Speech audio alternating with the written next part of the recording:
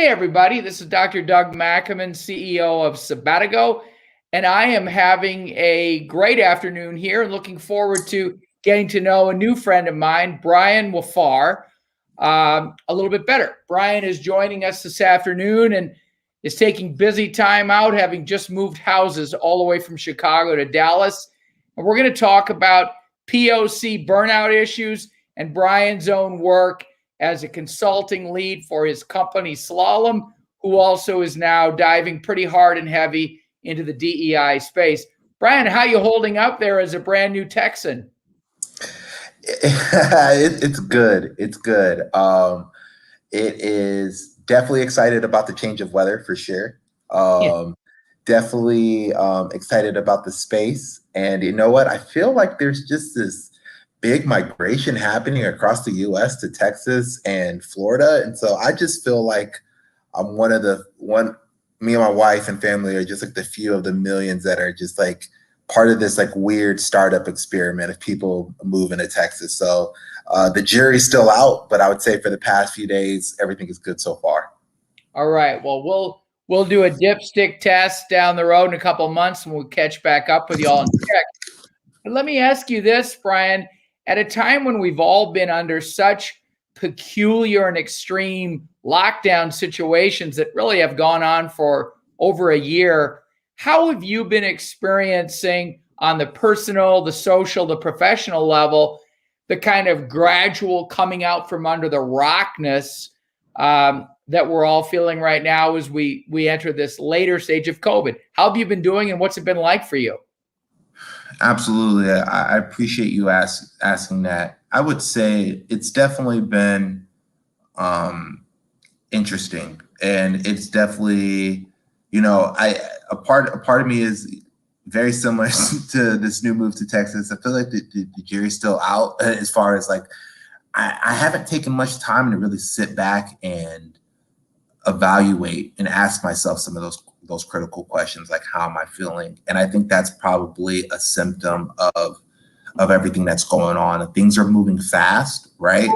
I think myself, my family, people I work with, like we've been like so excited to open the world to open up, right? Where like we're not even thinking about transition burnout. I feel like the image that comes into my head is, if you ever see like Black Friday when people are lined outside of Walmart and they open the doors and then everybody's just like rushing in, and it's like that. I feel like that's kind of how it is with the world, right? And it's very similar. We've been waiting outside for this to open up, right? Whether you're in a city, like I was formerly in a city in Chicago, where it's not just the pandemic, it's not just the quarantine rules and that, but it's also like the weather, right? And if you live in a cold city or a more isolated city, right? And so with the summer ahead, with the world opening up, I feel like we've been out, and part of me realized, like, you know what, there is a fair amount of transition fatigue that I haven't really taken a strong inventory of yet, right? But really thinking about, how to mitigate some of that and work with some of that. But I would say for the most part, you asking me that is probably definitely a huge symptom that, you know what, it's time, like many others, to maybe to take a minute and kind of just take a quick self-assessment of what's really going on. But I can't say that I have had the opportunity to do that. I think it's first of all, don't beat yourself up about the fact that y'all been busy and you've been successful and you've been wearing a lot of hats for Slalom and in the other work you do. But perhaps it is a judicious thought to consider finding the time and ways to hold some space for the amount of transition that you've had coming through COVID. But even, Bryan, looking at your background, you've done time in New York City. You've been a student in various places. You've worked for a whole bunch of different companies. I'm wondering, as somebody who's kind of in that millennial generation himself, do you ever have this sense that, you came through college gangbusters in North Carolina, and then you were in New York City and Chicago, and you've had this like amazing career that you've developed as a young man. Do you ever feel that you've traded away along that journey some of your own kind of dreamscape and capacity to wonder and dream because you've been hitting it so hard professionally? That's actually a really great question, and that's something that I've been actually contemplating and thinking about a lot as of recently. I would say diving into my career, right? I've always known part of me that I've been passionate about community. I've been passionate about equity. I've been passionate about liberation. I've been passionate about advocating for oppressed people. But I realized, so some context, right? My background, my academic studies is in healthcare, and more specifically, public health studies, international public health. But after I got out of grad school, right, I immediately focused and went straight into corporate America, where a lot of my peers, they went on to do really noble public health jobs, right? International work, NGOs, working on AIDS and infectious disease and villages. And I kind of took that other route, and I was just like, let me go to corporate America and make some money, right? And but instinctively and intuitively, who I am, I've always still been a community-oriented guy, right? And so I would say I found a way, right, to kind of compartmentalize, right, where it's like I can do I can be community oriented and focus on equity and liberation in my personal life. But when it came to like my 9 to 5 and working, like that's more reserved around to kind of just navigating, figuring out who I want to be in my career, navigating how to make money, navigating how to play in this world of capitalism and economic incentives and all these other things that pulled away from that, right? I would say 2020 hit, George Floyd was murdered, and then what I feel like what we saw come across was like an elevated consciousness around oppression and around racism and systemic injustice and all these things, and it provided an opportunity to kind of pull some of those things that I kind of relegated to my personal life or relegated to like, I guess, my personal passions. And I kind of I was like, when I walked through the doors of my job, like those things kind of leave at the door, right? I wasn't, or some people say like I wasn't bringing my full authentic self to work just because I didn't really see instinctively, I didn't see the fit, right? 2020 created the opportunity to bring some of those things that I left at the door back into the fold. And it's really challenged me now that I've dived into this work, not just now personally, but now into my like professional career, career work. It's definitely challenged myself on being more focused on purpose, being more focused on passion. I loved how you say like, it definitely allowed me to take inventory of where I've limited that dreamscape and those ideas and those really broad, ambitious ideas that I had before of what I thought the world would be like, or if I could imprint my view of life onto the world. And I would say the opportunities have now opened to do that.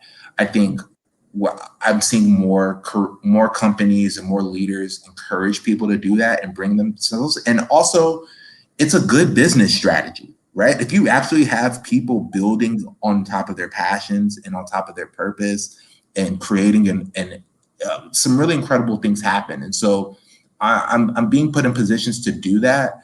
But I would say that it took a very, and excuse my language, but it took a very shitty time and just really, really terrible events for a lot of companies to kind of create those opportunities for people to bring their authentic selves and really build on that passion. At least for me, I would say that was it. For me, it felt like 2020 was the opportunity to kind of bring those things I was leaving at the door. I just wish it didn't take such, difficult events for that to be the case. So that's kind of how I think about kind of from where I started to what I'm doing now, and the ability to dive into that work with full commitment. It's definitely a new journey for me. I think this is so fascinating. I put a couple of names and network friends of mine in our chat, and we'll talk about these names as time allows, but they're there for you. And I want to make connections between some of these individuals whose names are up, and we'll talk about that to our audience in a second too. But I wanted to follow up on something you've said about your authentic self, kind of in the wake of the murder of George Floyd. Showing up at work without your authentic self is probably the wrong, or not wrong, but it's probably a harder play to call and live with than coming with integrity, wherever you are in our community. If you're white, if you're black, if you're brown, LGBTQ, and so on and so forth.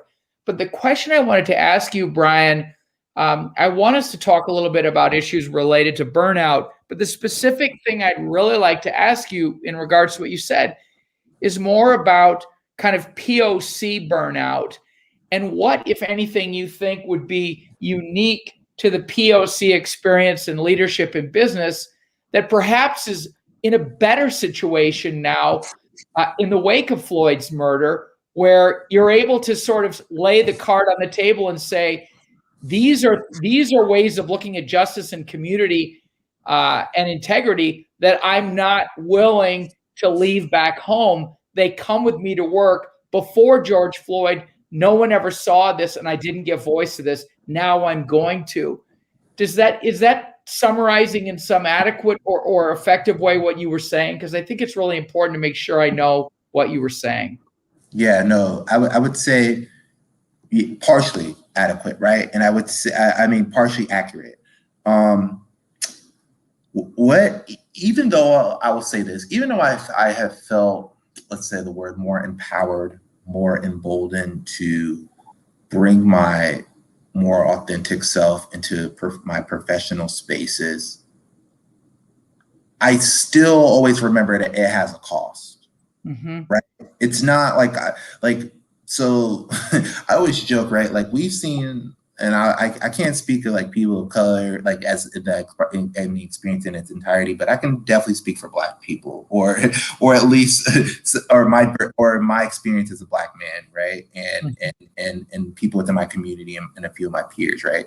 LinkedIn was like, when you think about, right, like way people kind of show up on social media, the things that they talk about with their personal life, right? Like, people have these different personas on how they engage with different networks, right? So like, Facebook might be one way, might be more family oriented. Twitter might be one way, but I've noticed, right? LinkedIn now is a place where people are still are starting to be more vocal about their experience, right? About their experiences, whether you identify as a Black man or Black woman or a person of color or whatever. And people are being vocal about that experience on that platform. However, and I love it. I love seeing that. I love seeing people feel more comfortable and more real to talk about what we're going through. It still has a cost, and it's like but that rise in what we see in people bringing their authentic selves to work, it's not free, right? And I do feel a heightened sense of pressure, even though that now I'm being more vocal, I'm having more honest, more real, more bolder and braver conversations with leaders, with companies, with clients, with various stakeholders. I'm also required to be really good at my job. Like, none of that means anything if also I'm not effective, if I'm not bringing value, whether it be business value. Like, there was a significant amount of social capital that I cashed in on to be able to speak freely and bravely the way that I do. And a lot of that social capital came because I'm a high performer, or I'm considered high performer by leadership, or I just have extreme confidence in my abilities, right? Mm-hmm. And what I do. But even if I wasn't a high performer, the experience and even if I wasn't a high performer, high achiever, or whatever, or others that would classify themselves the same way, like the experience of being a minority in corporate America are still valid, right? What's tough though is like this idea of like POC burnout and this idea of like speaking up and the cost of bringing your authentic self to work. That's still a privilege that's only relegated to a few. So a part of me feels like if I like, we talk a lot about like Black excellence. Like I joke a lot, but I'm like, dude, it's like sometimes I like to cheer for Black mediocrity. Like, why do we always have to be excellent to get some of these things right? And so I've realized like a lot of times, like I'm saying things or I'm bringing a part of myself to work that I know I'm also allowed to do because I've acquired a certain amount of social capital that people will receive it differently. And I realize that that's not the case for everybody. And I think that adds to, if people are bringing their authentic selves to work, I think it always still are authentic selves to more professional spaces, whether it be LinkedIn, whether it be your career, your Slack channels, talking up on your team meetings. I think we also have to realize it has a significant cost and everybody isn't paying the same cost for that. Mm-hmm. I think you raise a great point there too, Bryan. You're such a thoughtful, you're such a thoughtful commentator here, and I really value what you're saying. And what I've heard from other POC leaders in business as I've talked about, the issues of burnout that are so important to the proposition that my team and I are developing, Sabatigo. What I've heard from a lot of different folks, and in some case, executives who come from India or Asian American executives, people who really run the spectrum of leadership in a racial dynamic way, is that these special costs you're talking about have also peculiar and heavy weights that you feel at different times in your life. Just pre-COVID, sitting down around a boardroom table and realizing you're the only person who looks like you. That's a feeling majority population citizens like myself haven't felt that. And it's really been stirring, I think, for my team and me to hear the firsthand accounts of like what that weight comes to feel like over time. And I'm wondering if you can speak a little bit to that experience of being the person who is a high performer, is a Black male, is given leeway to voice his opinions and his lived experience because he also is an expert and is acknowledged as an expert. How do you decompress from that, man? Because those are tensions and those are burdens that lots and lots of other people in your space who are majority population people, they're not feeling those burdens. You are. How do you decompress and how do you manage that? Yeah, that's great.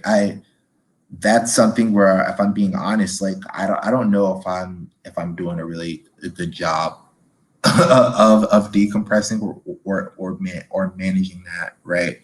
I would say a few things though that I've kind of, I guess I've tried to lean into that have just allowed me to really kind of digest everything that's going on.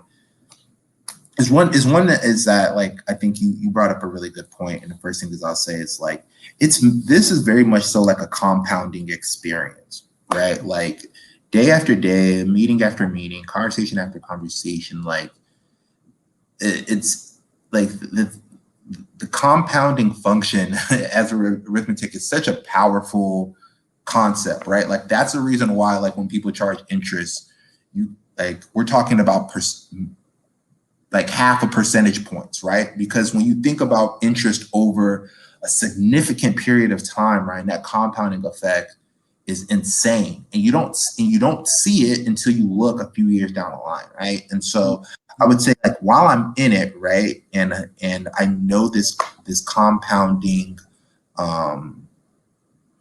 compounding experience is happening, I don't feel it while it's happening, right? That's oftentimes, right, where like you don't really feel burnout until it's just like, until it's that last final straw that hits, right? Like you really don't feel it when you're in it, when you're going through it day after day. You kind of learn to cope, you adjust, you evolve, you whether you grow, you become more cynical, whether you become more optimistic or whatever, like things happen, but while you're in it, you're not experiencing it.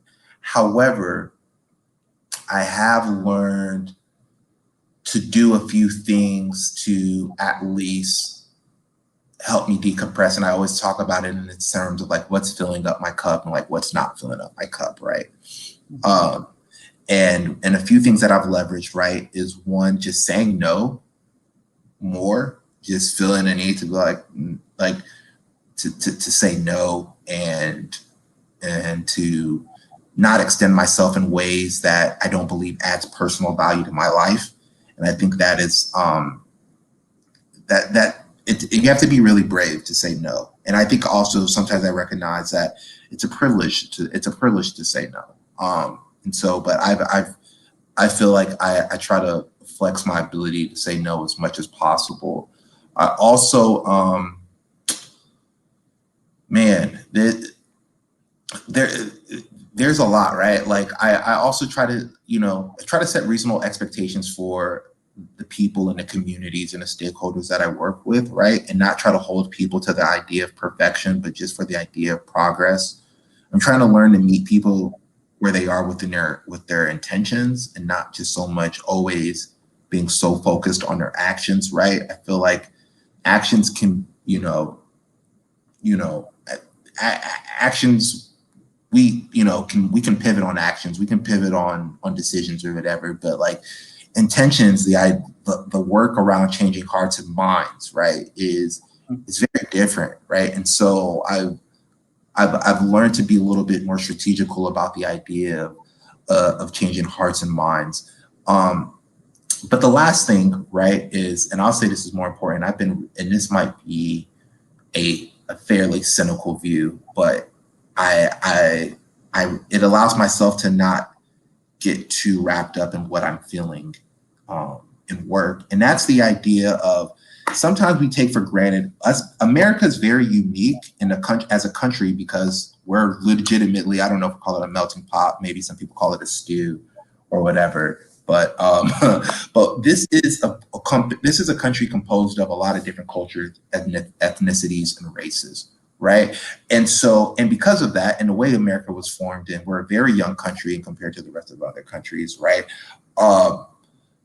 We take for granted sometimes how segregated of a country we really are, and how segregated of a community, our individual communities and cities we really live in, right? And so sometimes, no matter how people show up in these professional spaces or within your 9 to 5, right? Like if I work with individuals who live in all white communities, who send their kids to all white schools, shop at all white grocery stores, go to an all white church, we go to places where the place of worship, everybody looks alike, and if we live in communities where they're very homogenous, right? I can't expect people then to come to work between 9 to 5 and just be this DNI individual.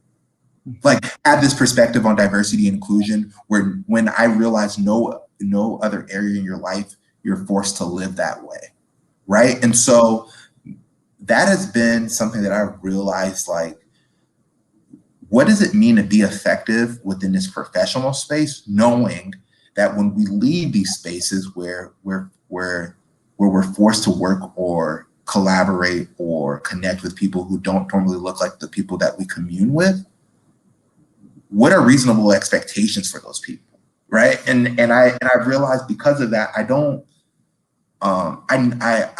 I've tried to take better inventory of what I'm up against, and realize, like, a lot of these problems, it's sad, but like I've accepted some of the problems that won't be fixed within my generation.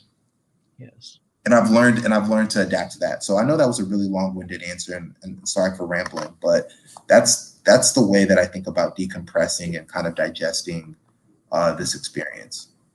I think that's a super thoughtful answer. And I think anyone who hears what you're saying and hears the kind of contemplative power in what you're voicing will be impressed by how you're responding to these challenges that are huge and central to DEI and social justice work today. Let me ask you something that I think is super striking about your presence on LinkedIn. You go to humor and irony. You've used the word cynical a few times. There's a bit of cynicism, maybe, in the way you position the diversity Grinch. You knew I was going to ask you about the diversity Grinch. For sure.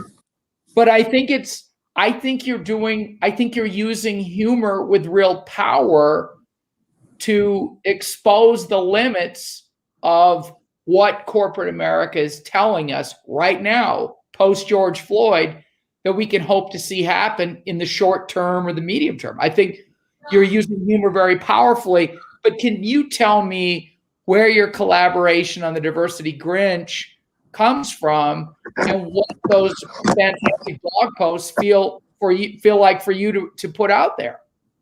Yeah, I appreciate that. I think, comedy and humor, right, is such a powerful genre because of the ability to address and talk about the darkest and most uncomfortable and controversial subjects we as human beings face in our society, right? And so I grew up on Dave Chappelle, and he's kind of like one of my, people have mentors in their life that you might not have met that person, but they've definitely kind of shaped, your influence and your POV on the world. And he was one of those individuals for me. And he is, I see that, I wanted to talk about things. I wanted to address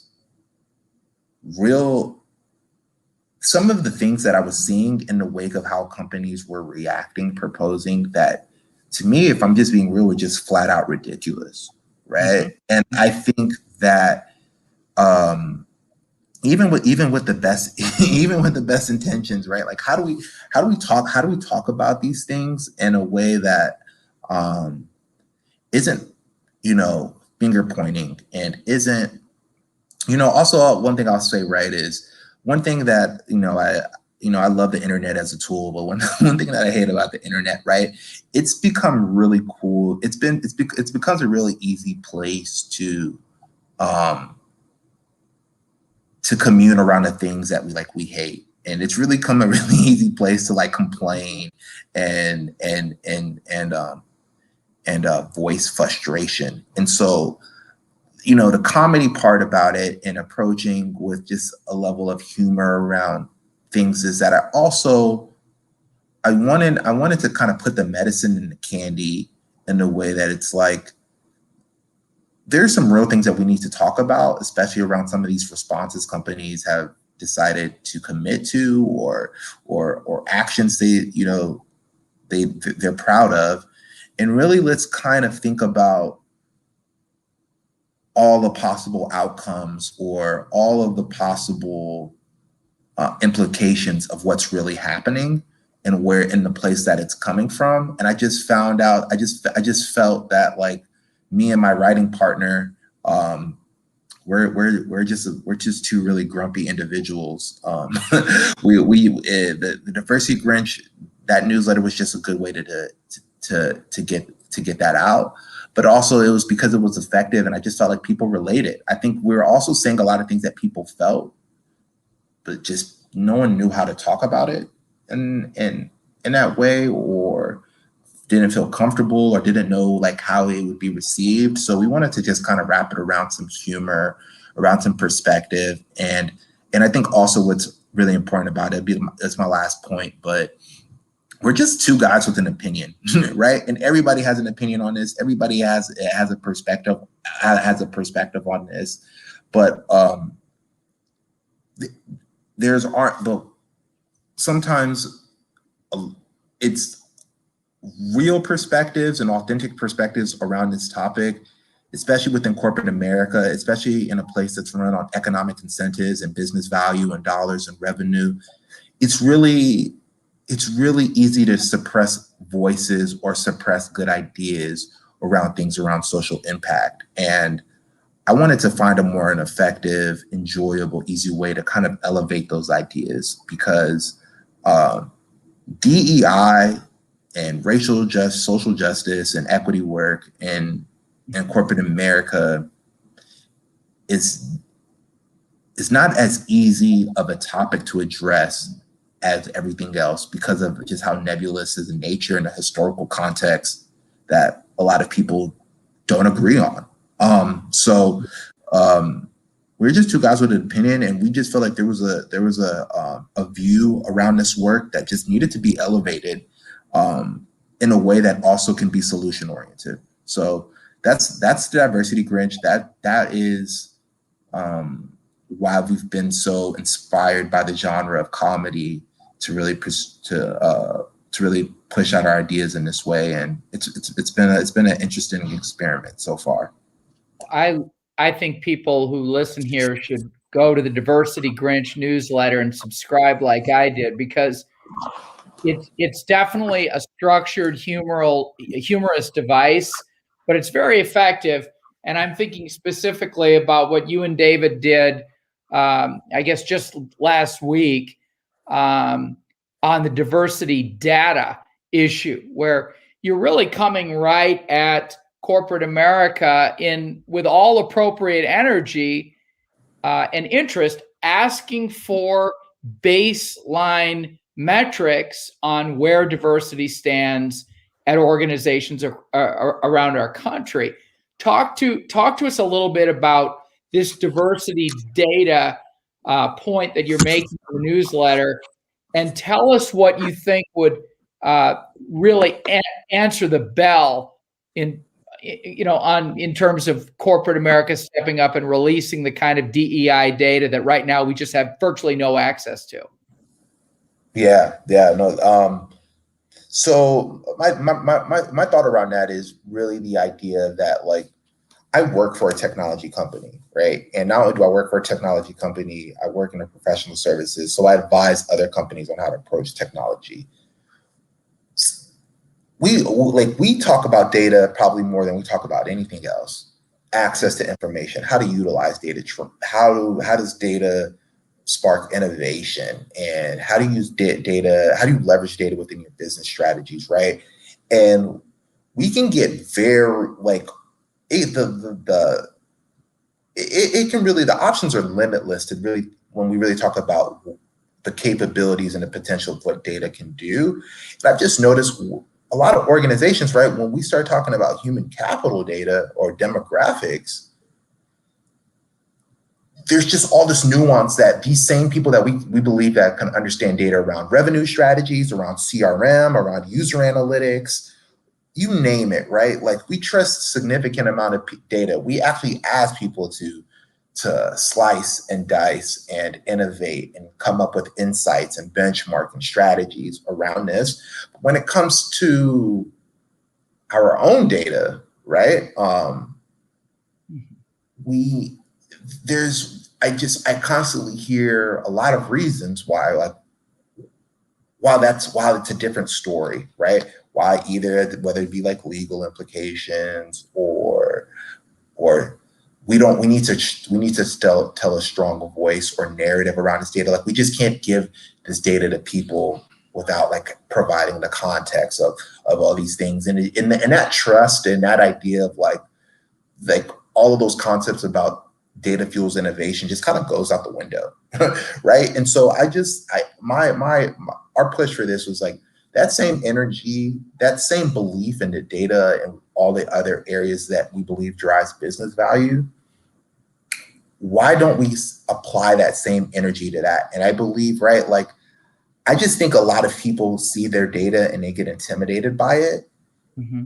And the data only confirms what your employees and your people see and feel.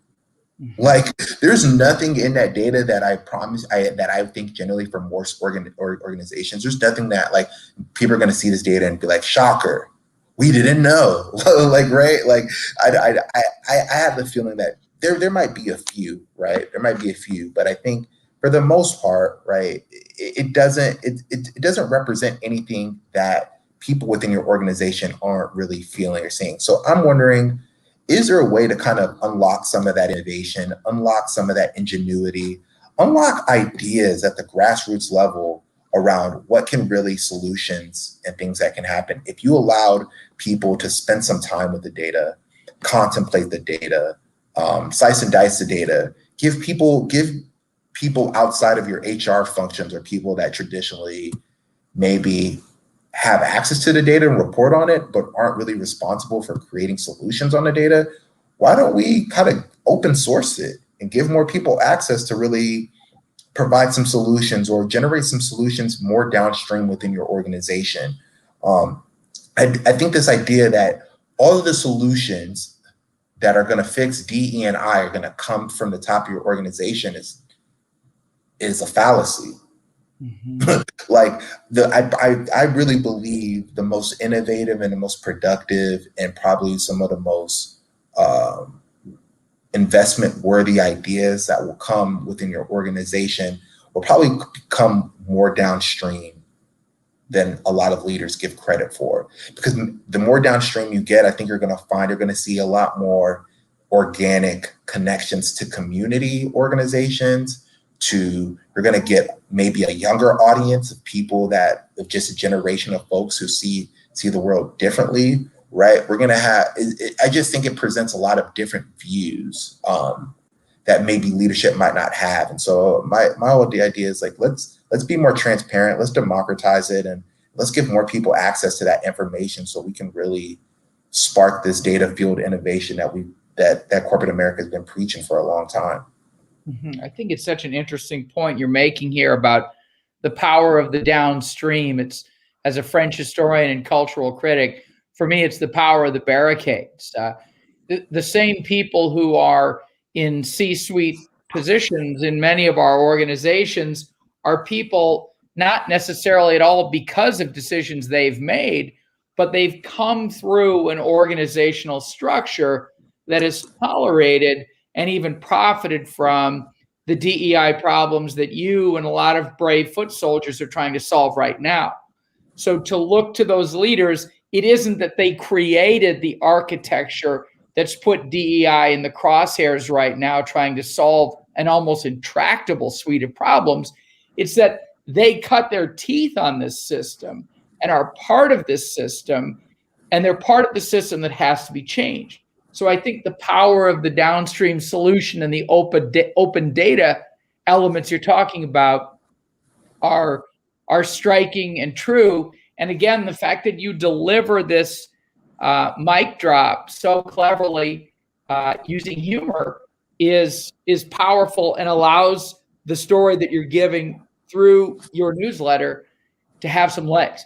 And the work that you're doing and the way you're presenting this work using satire, for example, Bryan, reminds me of the brilliant work of a Sabatigo friend, Dr. Natalie Nixon.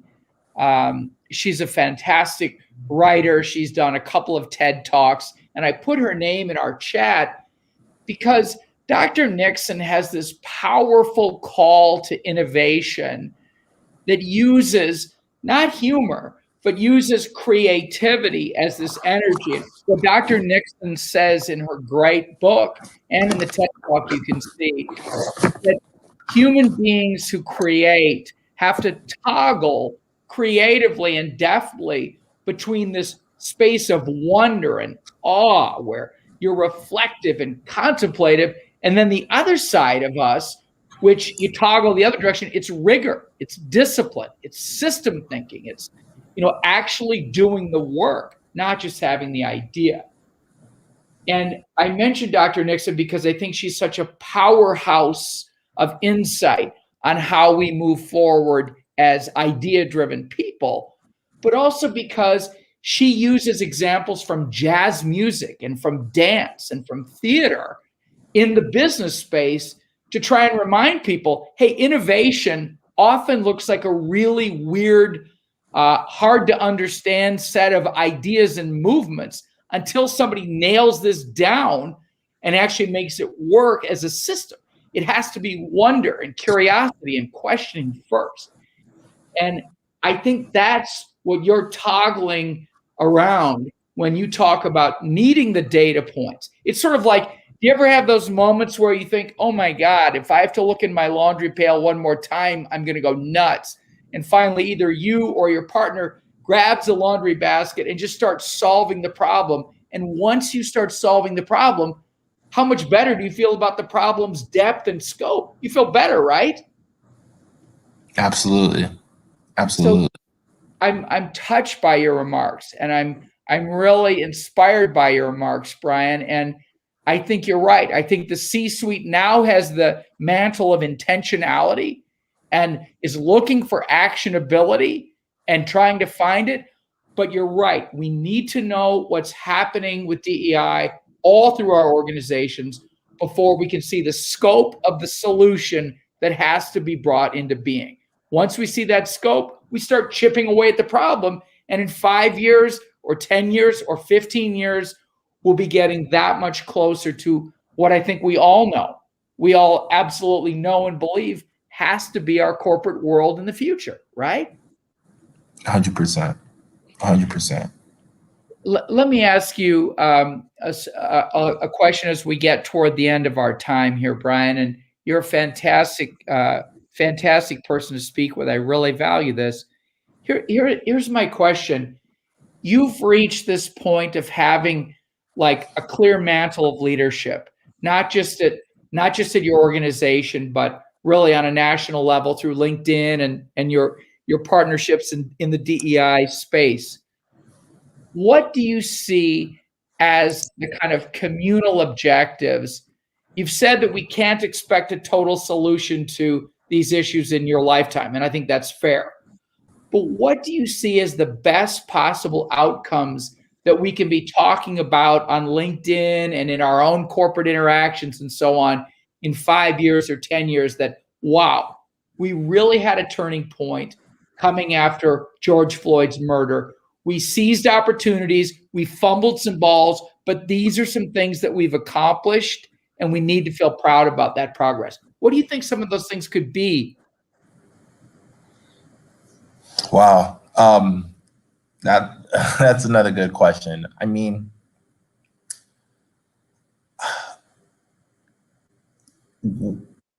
this is for me, right? This is evolved of what does good look like? What does success look like? What does efficacy look like? And oftentimes it feels like I'm aiming at a moving target. So I wouldn't be surprised if I give you some answers now and in a change. However, right, a few things that I'm focused on and that like I believe are absolutely just kind of like critical or where we can start is for me, right? I really believe like this idea of how do we oppress people, like, right? So equity work, to me, there's a few things that are really specific about equity work that to me frames how I think about this. One, the idea that equity work requires a significant amount of like historical context, right? So we have to really understand like what are the situations and the environments and the stories and experiences and the policies that brought us to the environment that we are now, and how can we be corrective about that? So I think one of the things is when I think about what do we elevate is how do we right our wrongs, right? Mm-hmm. One thing is like, I think it's cool to shift and move forward, right? And thinking futuristically, but I think that there's a huge opportunity to really just be like, to be real and be like, we did some things this way as an organization, as a company. We tried this, we did this, it didn't work, or it had punitive consequences, or things like that. And here's what we're going to do to fix that. I don't see us talk enough about that, and I think it's a really like it's a difficult pattern for United States just in general, right? Like I always think about like when we think about any time there's been like something like very oppressive happening in the United States, like whether it be like the Voting Rights Act or civil rights or whatever, like we just stopped, right? Like no one, like there's never really just a discussion about like it's never really corrective in nature, right? Like how do we fix what was wrong versus how do we stop and pivot, right? And so I think so that's one, right? Like can a conversation around what's happening in his work, can it be more focused on corrective action, course correction? I think I think that's important. I think another thing that's important to me is the idea of like power and influence, right? And like there's no saviors in this work, right? Like this work requires everybody, and a part of that is giving people the tools to empower themselves, right? Like it's not like, and so for me, what that looks like is I think about things like the economic wealth gap. I think about expanding participation in the opportunity economy, supporting entrepreneurs, supporting people doing this at the grassroots level, compensation equity, true influence, giving people budgets. Like where are the areas and where are the things that give people empowers people themselves to do this work, and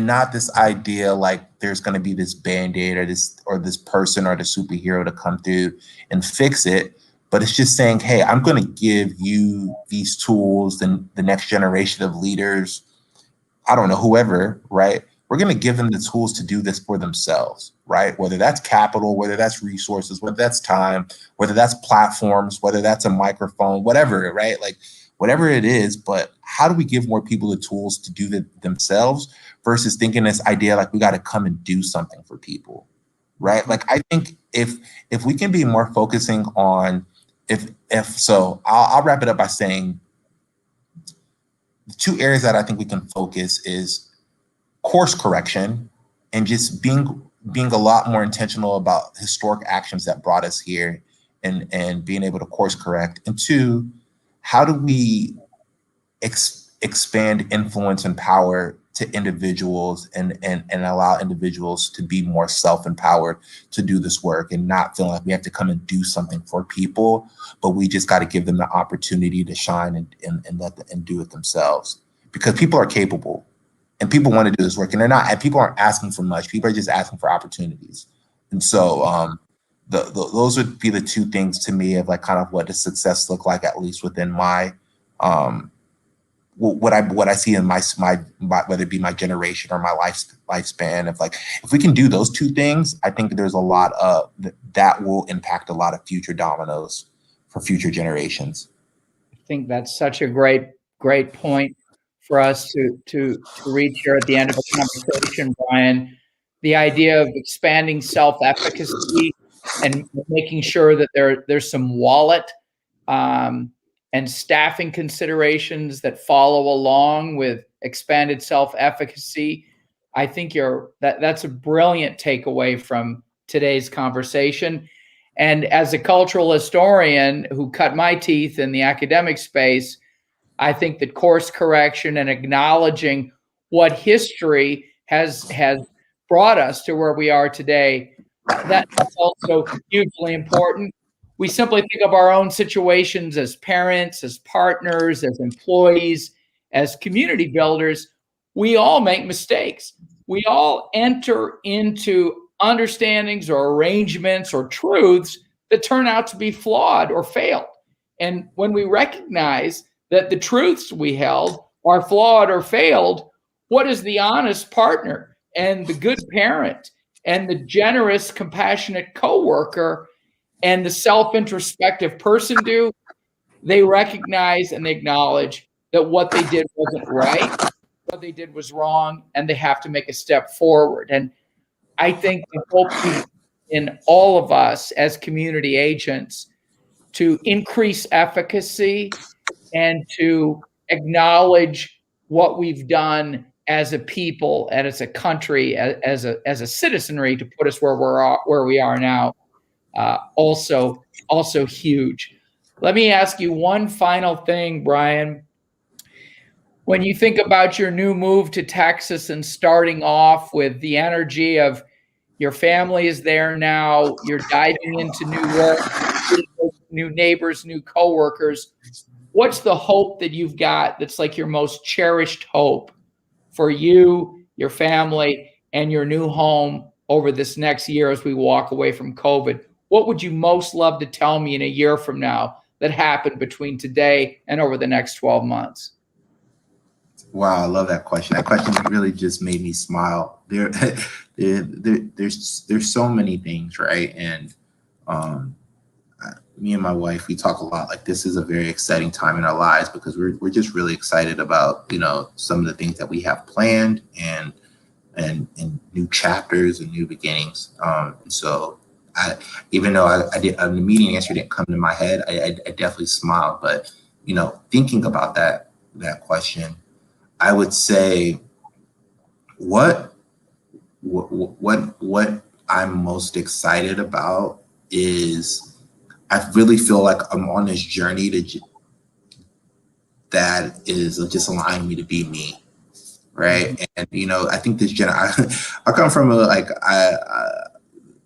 I'm not gonna say I come from the social media generation, because I do remember life prior to social media, and there's a significant amount of my life that there was no social media involved. But I do believe I'm very much part of this new social media generation.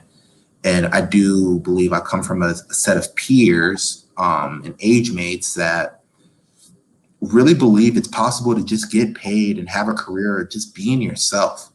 I believe that's a really true ambition for a lot of my colleagues. And although like it feels very lofty, and it's like, what does that mean, right? Like this idea of really tapping into authenticity, tapping into self-purpose, and letting that become my main compass of how I move everything else is very exciting for me. And I'm really excited to lean into that. And I'm really excited just over the next year to that be my main GPS is true authenticity, living in my purpose, forming a career about just truly being myself and the things that bring me joy and around the way that I see the world. And I don't know what that looks like a year from now, but I have more trust in that process than I've had before. So that's what I'm looking forward to, is that journey. Well, Bryan Nwafor, I want to thank you on behalf of Sabatigo, the Regeneration Journey, for taking time with us this afternoon while your boxes still need unpacking and your partner's probably on the other side of the house saying, when is Bryan going to come lend the hand I need? It was generous, my friend. And I hope that one day before too long, the unpacking you're doing is moving into a hotel room over in Paris for a week of Sabatigo with us. You have the insight, you have the grit, the toughness, the passion, and the voice that is going to make every community you're in better. On behalf of Sabatigo, Bryan, I want to thank you really from the bottom of my heart for this time today. It's meant a lot to me. Absolutely. Thank you for having me. And I really enjoyed this conversation. So thanks, Doug. All right. Cheers. Cheers.